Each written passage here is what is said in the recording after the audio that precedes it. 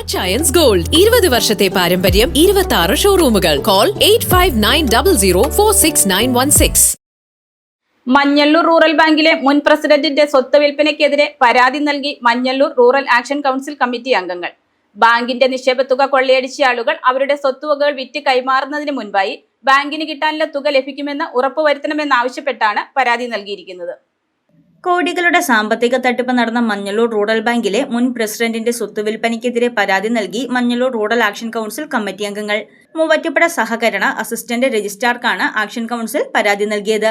ബാങ്കിന്റെ നിക്ഷേപത്തുക കൊള്ളയടിച്ച ആളുകൾ അവരുടെ സ്വത്തുവകകൾ വിറ്റ് കൈമാറുന്നതിന് മുൻപായി ബാങ്കിന് കിട്ടാനുള്ള തുക ലഭിക്കുമെന്ന് ഉറപ്പുവരുത്തണമെന്നാവശ്യപ്പെട്ടാണ് ആക്ഷൻ കൗൺസിൽ ഭാരവാഹികൾ പരാതി നൽകിയിരിക്കുന്നത്.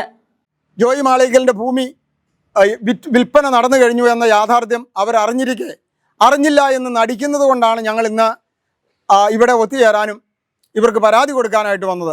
ARന്റെ ഓഫീസിൽ ഇങ്ങനെ ജോയി മാളികലിന്റെ ഭൂമി വിറ്റുപോയി എന്ന കാര്യം രജിസ്ട്രേഷൻ നടക്കാൻ പോവുകയാണ് തിങ്കളാഴ്ച അല്ലെങ്കിൽ ചൊവ്വാഴ്ച എന്ന കാര്യം അറിയിക്കാൻ വേണ്ടി ഞങ്ങൾ വരികയാണ്.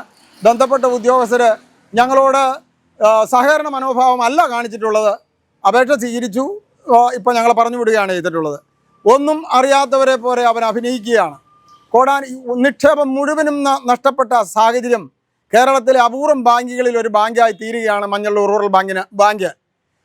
ഞങ്ങൾ ഇത്രയും പ്രായമായ മനുഷ്യർ അവരുടെ ആയുഷ്കാല ജീവിതം മുഴുവൻ സമ്പാദ്യവും അവരുടെ മക്കളുടെ വിവാഹവും പെരപണിതവും കിടപ്പടം വിറ്റതുമായ എല്ലാ പൈസയും കൊണ്ടൊന്ന് നിക്ഷേപിച്ചിരിക്കുന്ന ആ സമ്പത്ത് മുഴുവൻ കൊള്ളയടിച്ച് കൊണ്ടുപോയ മുൻ ഭരണസമിതിയും ഇപ്പോഴുള്ള ഭരണസമിതിയും അവരുടെ തുടർച്ച തന്നെയാണ് എന്നുള്ളതൊരു യാഥാർത്ഥ്യമാണ്. ഏതായാലും ഞങ്ങൾ ARന് പരാതി കൊടുത്തിട്ടുണ്ട്.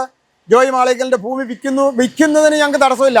വിൽക്കുമ്പോൾ 10 കോടിയോളം രൂപ ഞങ്ങളുടെ 22 കോടി രൂപയിൽ ഏതാണ്ട് 10 കോടി രൂപയോളം മോഷ്ടിച്ചു കൊണ്ടുപോയ ധനാപകരണം നടത്തിയ ആ വ്യക്തിയും ആ കുടുംബവും ഞങ്ങളുടെ ധനം തിരിച്ചടയ്ക്കാനുള്ള ഒരു സാഹചര്യം ഈ ഓഫീസിൽ നിന്നും ബന്ധപ്പെട്ട അധികാരികളിൽ നിന്നും ഉണ്ടാകണമെന്ന് അഭ്യർത്ഥിക്കുവാനും അപേക്ഷിക്കുവാനും കൂടിയാണ് ഞങ്ങൾ വന്നത്.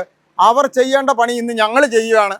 ബന്ധപ്പെട്ട ഉദ്യോഗസ്ഥർ കാലാകാലങ്ങളിൽ ഓഡിറ്റ് നടത്തിയപ്പോൾ ഒന്നും കണ്ടെത്തിയിട്ടില്ല എന്ന് പറയുന്നു.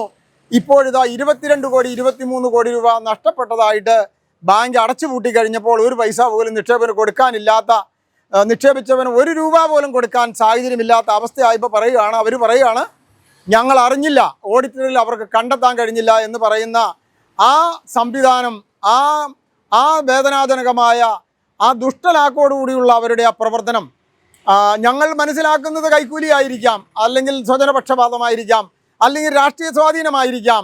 നിക്ഷേപകരായ സാധാരണ ജനങ്ങൾക്ക് ഇത് മൂന്നുമില്ലാത്ത ഒരു സാഹചര്യമാണുള്ളത്. മഞ്ഞള്ളൂർ റൂറൽ ബാങ്കിൽ നിന്നും തട്ടിയെടുത്ത പണം തിരികെ ലഭിക്കുന്നതുവരെ ആധാര രജിസ്ട്രേഷൻ തടഞ്ഞു വെക്കണമെന്നും ആക്ഷൻ കൗൺസിൽ ഭാരവാഹികൾ ആവശ്യപ്പെട്ടു. News desk Muvattupuzha news.